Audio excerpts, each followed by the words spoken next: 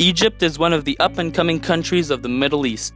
In 2018, the real GDP growth was estimated at 5.3%, which was the highest rate in a decade. Additionally, their population has almost doubled since 1985. This tremendous growth in both the economy and the population requires a large amount of energy to sustain. In an attempt to resolve this issue, Egypt's government has constructed the Ben Solar Park, the first utility-scale power station of the country's history. It will consist of 41 solar photovoltaic plants and 7.2 million photovoltaic panels. Additionally, infrastructure such as roads, buildings, electrical connections, and a water supply pipeline from the Nile River will be implemented. Presently, the project is almost complete. Due to the complexity and size of the project, engineers and non-engineers are faced with various tasks and must cooperate. What sorts of problems can this arise? By 2035, Egypt has a goal of meeting more than a third of its energy requirements through renewable energies. The Ben Solar Park, yet to become the biggest solar farm in the world, is one of Egypt's strategies to help reach that goal. That being said, there is no denying that constructing such facility will cost the Egyptian government a considerable amount of money. As a result, while the project is energy and technologically oriented, there will be a pressuring economic side to it. In other words, electrical and mechanical engineers building the project, along with investors and economists funding the project, will need to work side by side as to ensure that the money invested is being correctly spent in order to ensure future profitability.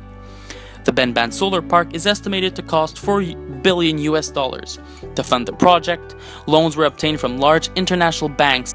Considering how large these amounts are, it is now the project engineer's role to build the most efficient facility possible.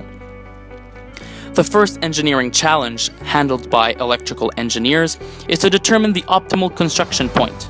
To figure that out, a solar map of Egypt was evaluated. It then becomes evident that there is greater solar radiation in the south of Egypt, where Aswan, the construction site, is located. To increase the construction efficiency, the 37.2 square kilometer land was divided into 41 plots of varying sizes. The plots are arranged in 4 rows, each with a substation at the end. Between the panels of each plot and its respective substation, electrical engineers implemented 22 kilovolt cables buried in the sand to allow the flow of electricity.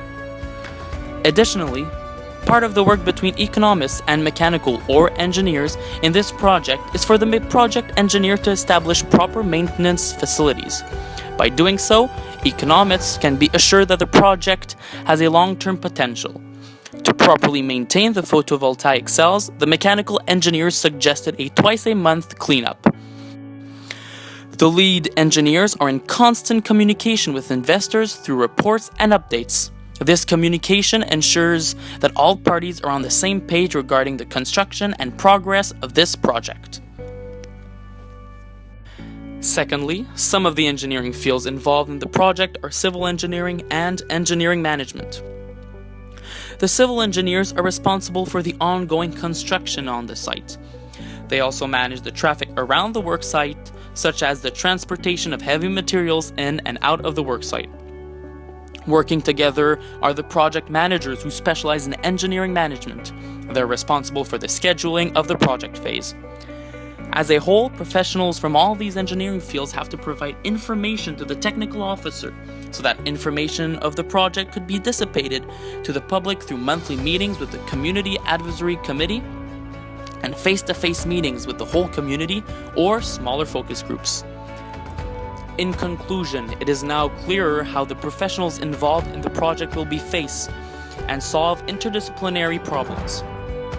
Thanks to their meticulous planning and cooperation, the Ben Solar Park will be able to provide up to 1.8 gigawatts of power to the people of Egypt.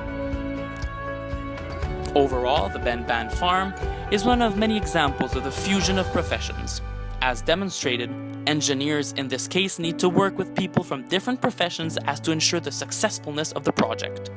Since the engineer's work always has an impact on society, it emphasizes the responsibility of engineers to behave in a moral way and always prioritize society's benefit above all.